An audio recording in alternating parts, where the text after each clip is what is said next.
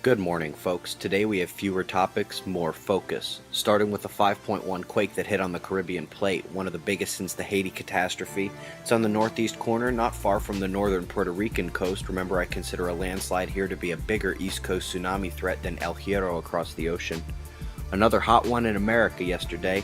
Wisconsin and Minnesota temporarily forgot how far north they are. The center of the country has 2 or 3 more days of cooking.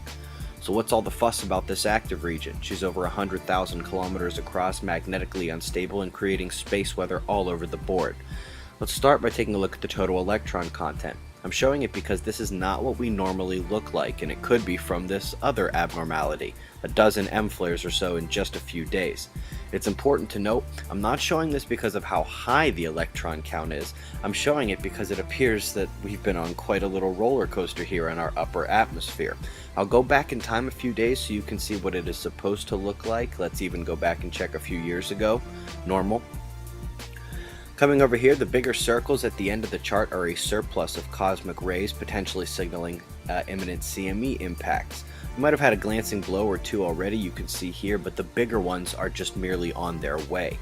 This frame shows less than half of the potential ejecta coming at Earth, and so with so many, it's tough to tell which ones are hitting, when, or when we can predict those impacts. Suffice to say, we are just in the line of fire.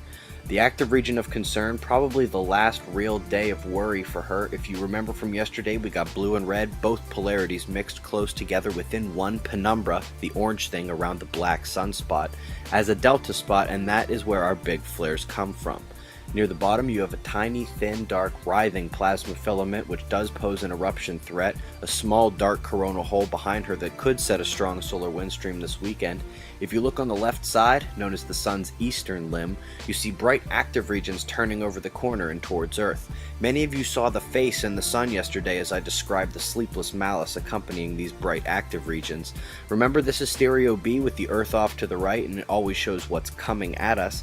That's it coming over the limb right now. You can't fully see the magnetics yet, but it's safe to say we may get a day at most without a solar watch here. It's coming. Sky watchers, I've sat silent for a while, but that's because the planets haven't been doing much. Jupiter and Venus still retreating further from the sun, each sunrise and at sunset. Mars, Saturn and Spica, and Arcturus up top create a beautiful evening triangle. Things upcoming to break that planetary monotony, but we'll save that for another day. Right now we got CMEs and solar flares to worry about. That's the news, folks. Be safe.